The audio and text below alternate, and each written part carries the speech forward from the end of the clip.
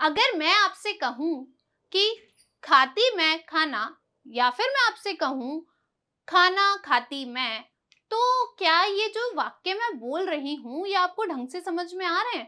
क्या इनका सही-सही और बिल्कुल पूरा अर्थ निकल रहा है? शायद नहीं। तो ये हमें समझ में आ गया कि अगर हमें बात को बोलना है यानी कि किसी भी सेंटेंस वाक्य को बोलना है तो उसका सही अर्थ निकलना बहुत जरूरी है, वरना क्या हो सकता है, अर्थ का अनर्थ हो सकता है। हेलो एवरीवन, मेरा नाम है अर्पिता शर्मा और हम सीख रहे हैं बेसिक कम्युनिकेशन इन इंग्लिश। आज इस वीडियो में हम सीखेंगे सेंटेंस स्ट्रक्चर, यानी कि कोई भी जो वाक्य है आखिर उसकी बनावट कैसी होनी चाहिए या फिर उसका ढांचा कैसा होना चाहिए। मतलब जब मैंने आपको बोला कि खाती मैं खाना हूं, तो क्या ये जो सेंटेंस है वो सही लग रहा है? शायद नहीं। या फिर मैं आपसे कहूं खाना हूं मैं खाती, तो क्या ये सही लग रहा है? शायद नहीं। अगर मैं आपसे कहूं मैं खाना खाती हूं, तो क्या ये सही लग रहा है? हाँ, ये सही लग रहा है। तो आपको समझ में आ गया कि हमें सही वाक्य बोलना जरूरी है ताकि हमारी जो बात है वो सामने वाले तक सही अर्थ में पहुंच पाए। तो सबसे पहले जानते हैं कि आखिर एक वाक्य होता क्या है। तो सिंपल वर्ड्स में अगर मैं आपसे कहूं तो वाक्य क्या होता है? वाक्य और कुछ नहीं होता बल्कि क्या होता है, शब्दों का एक समूह है जिसके अंदर एक कर्ता होता है यानी कि कार्य करने वाला होता है और एक क्रिया होती है यानी कि जो काम हो रहा है वो। और जो वाक्य अपना पूर्ण यानी कि सही और पूरा अर्थ दे वह क्या कहलाएगा? वाक्य कहलाएगा। एक बार डेफिनेशन से समझिए, व्हाट इज अ सेंटेंस? एक सेंटेंस क्या है? तो सेंटेंस क्या है? अ ग्रुप ऑफ वर्ड्स, यानी कि शब्दों का समूह है, एक शब्दों का समूह है जिसके अंदर क्या होता है, containing at least a subject and verb, जिसके अंदर एक सब्जेक्ट होता है यानी कि कर्ता, एंड वर्ब, और क्या होती है, एक वर्ब होती है यानी कि क्रिया या फिर काम।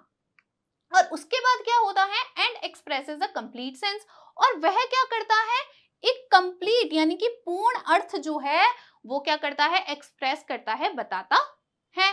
तो हम क्या करते हैं, एक बार देखते हैं कि सब्जेक्ट और वर्ब होता क्या है। देखो, सब्जेक्ट को हम हिंदी में कह सकते हैं कर्ता, यानी कि जो वो काम कर रहा है उसे हम कर्ता कहेंगे।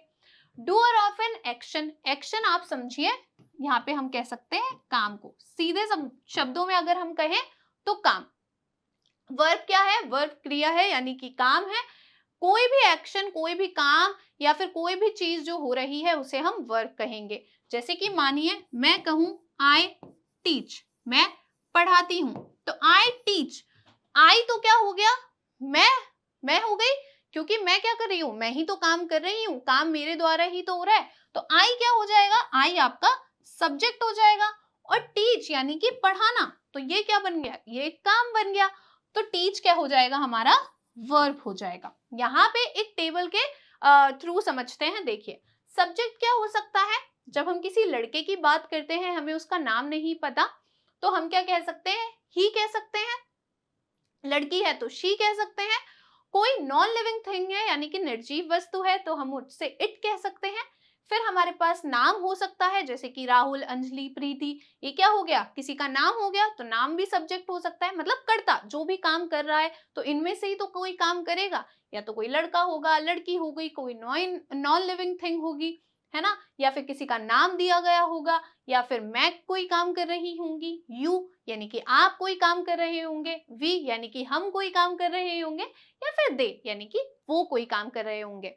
अब वर्ब क्या हो सकती है, यानी कि काम क्या क्या हो सकते हैं। देखिए, टीच हो सकता है पढ़ाना, स्टडी हो सकता है पढ़ना, प्ले यानी खेलना, सिंग यानी गाना, कीप यानी रखना, हेयर यानी सुनना, हिट यानी मारना, टेक यानी लेना, और से यानी कहना।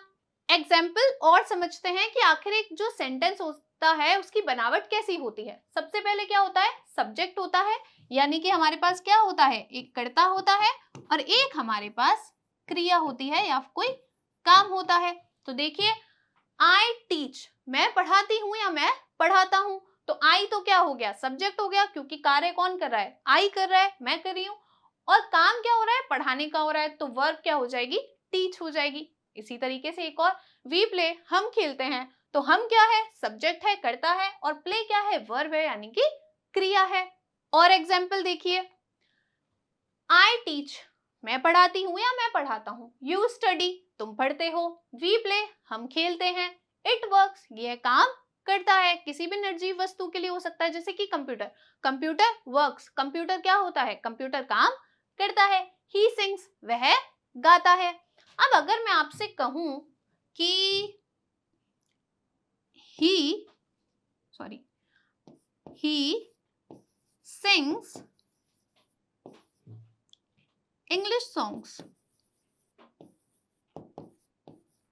वह क्या करता है, वह इंग्लिश के गाने गाता है।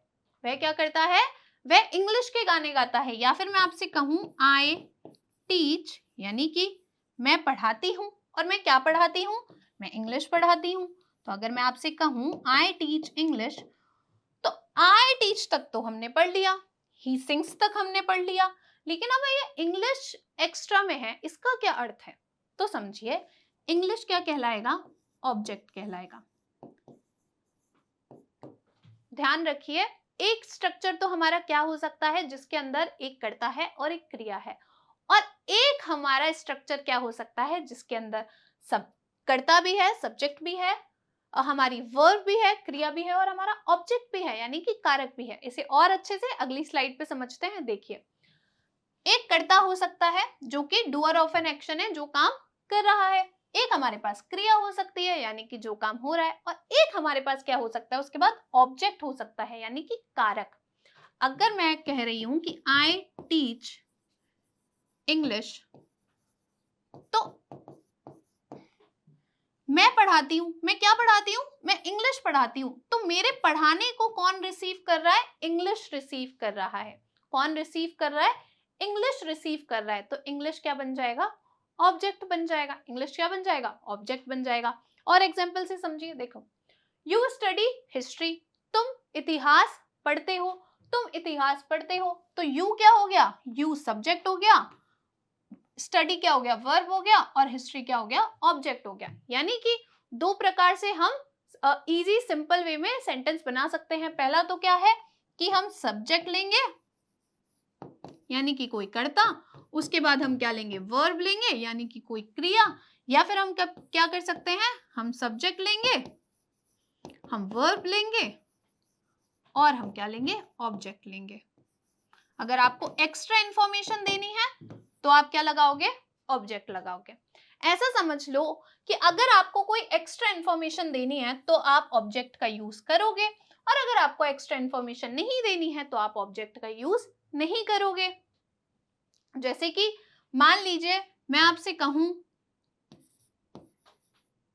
शी लव्स, वह प्यार करती है, ठीक है, वह प्यार करती है।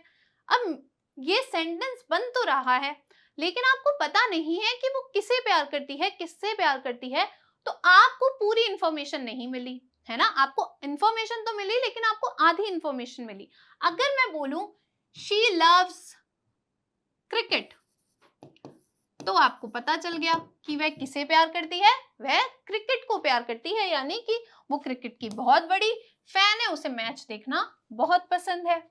अब देखिए एक और, वी प्ले फुटबॉल, हम क्या करते हैं, हम फुटबॉल खेलते हैं। तो अगर मैं कहूं वी प्ले, हम खेलते हैं, तो आपको पता चल गया हम खेलते हैं। लेकिन अगर मैं आपको एक और इंफॉर्मेशन देना चाहूं कि हम क्या खेलते हैं, तो फिर मैं बोलूंगी फुटबॉल। तो ऑब्जेक्ट क्या हो जाएगा यहाँ पे, फुटबॉल हो जाएगा। इसी तरीके से इट वर्क्स, ये क्या है, ये काम करता है।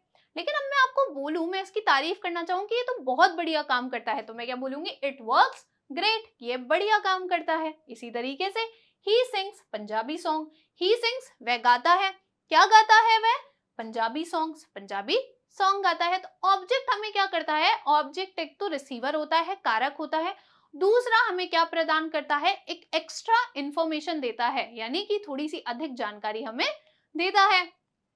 देखिए अब इसके बाद अगर मैं आपसे बोलूं इट इज रेनिंग, बारिश हो रही है, बारिश हो रही है, यानी कि मैं कह रही हूं कि अभी बाहर बारिश हो रही है ना, अभी बारिश हो रही है। या फिर मैं आपसे कहूं I was waiting for you, कि मैं तुम्हारा इंतजार कर रही थी। तो आपने एक चीज नोटिस की कि यहाँ पे क्या हुआ, हमें कुछ अलग वर्ड्स देखने को मिले, है ना। और यहाँ पे हम देख रहे हैं कि यहाँ पे हमारे पास ing है। अब इसका अर्थ क्या है, तो ये क्या कहलाती हैं, ये कहलाती है हमारी ऑक्सिलरी वर्ब्स, यानी कि सहायक क्रिया। सहायक क्रिया क्या करती है, हमें बस और एक्स्ट्रा इंफॉर्मेशन देती है। कैसे इंफॉर्मेशन देती है, देखिए ऑक्सिलरी वर्ब्स क्या है, सहायक क्रिया है। कैसे, एक्सप्लेन्स क्या करती हैं, बताती हैं। क्या बताती है, व्हेन कब, हाउ कैसे, एंड हाउ मच और कितना, है ना। कैसे, कब और कितना कार्य हुआ है, ये हमें कौन बताता है, ऑक्सिलरी वर्ब बताती है। जैसे कि अगर मैं आपसे कहूं इट रेन्स, यानी कि बारिश हो रही है, बारिश होती है, बारिश होती है। और मैं आपसे कहूं इट इज रेनिंग, तो इसका मतलब क्या हुआ कि बारिश हो रही है। एक तो हमारे पास था इट रेन्स यानी कि बारिश होती है, और इट इज रेनिंग यानी कि बारिश हो रही है।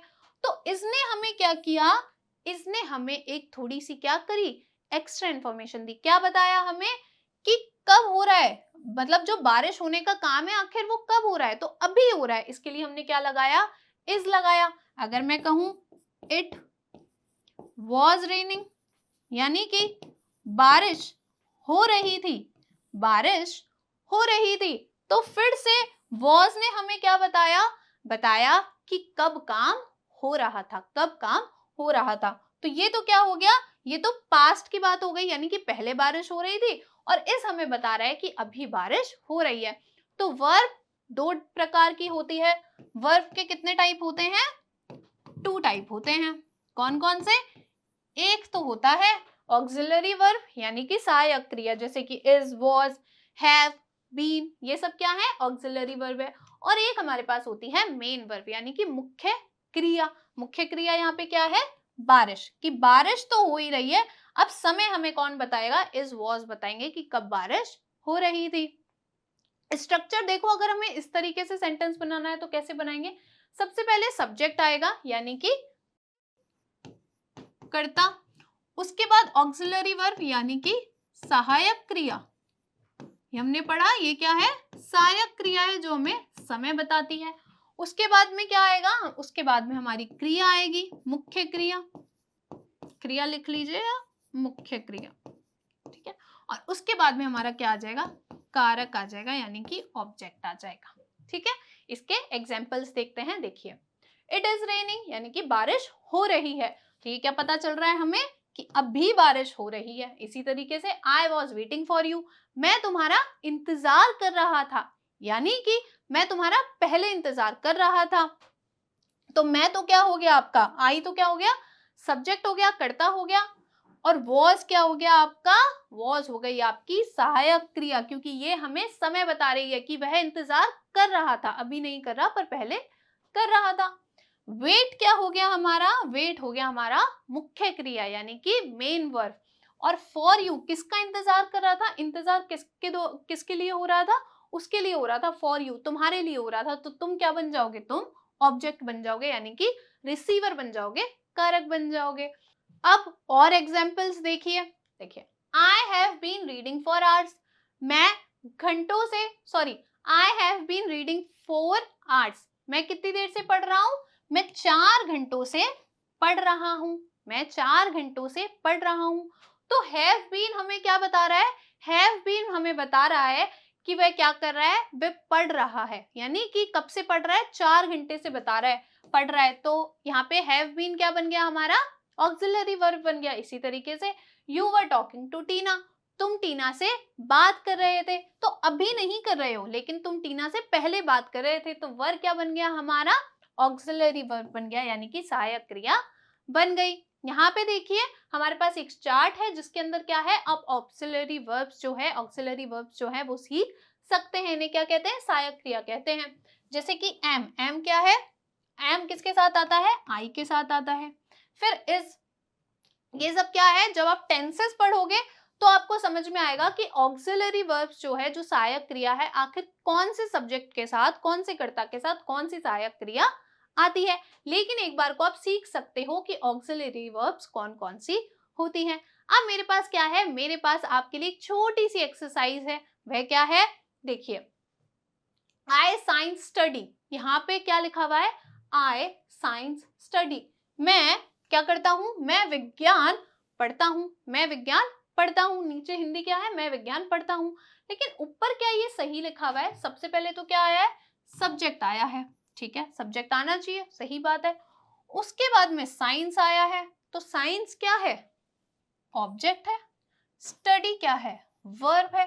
तो आपको क्या करना है, ये क्या है, गलत तरीके से लिखे हुए कुछ सेंटेंसेस है, नीचे इनकी सही हिंदी लिखी गई है।